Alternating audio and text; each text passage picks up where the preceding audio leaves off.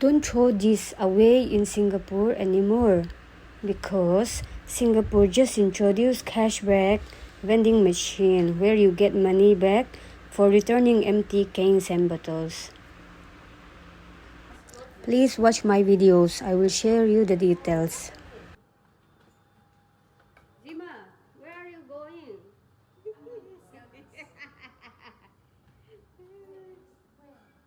Just go straight there. Yan, law hi botol hi kan saldo na nimo. Yes, you can pick up your order. Tuna hianin zimay botol kan saldo, botol ruak. Zima, show me. There, our bottle.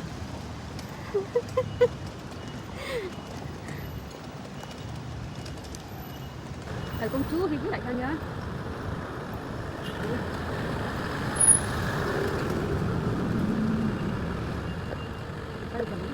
There's a Japanese store also. Yeah, the one I mentioned last time.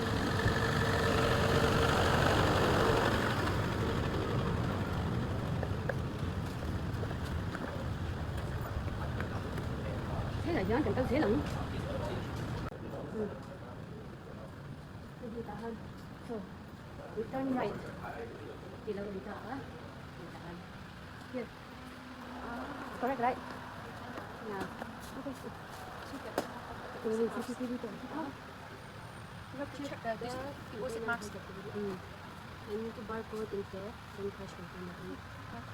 Get 10 cents. Crash the container. Yeah. I'm sure auntie.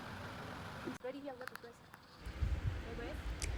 As you can see in the video, you can return every bottle. You can only return bottles that have the barcode intact and the recycling logo on them. And also make sure the bottles are completely empty before returning them. Once you're done, you can cash out your refund through EasyLink Card or DBS Pay lang.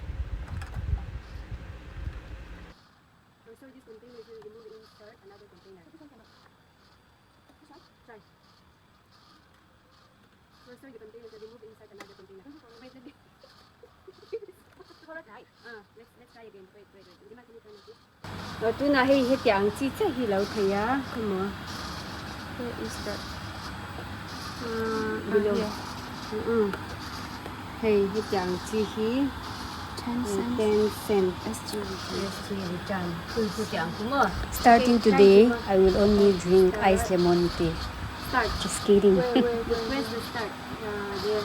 Yes. Okay. See? I think everyone still have.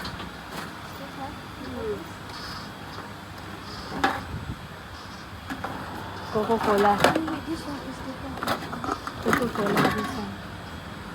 This one also don't have.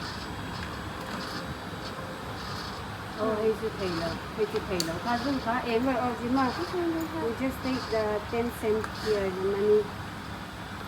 Help me. So, this one, scan your DBS Taylor, place easily.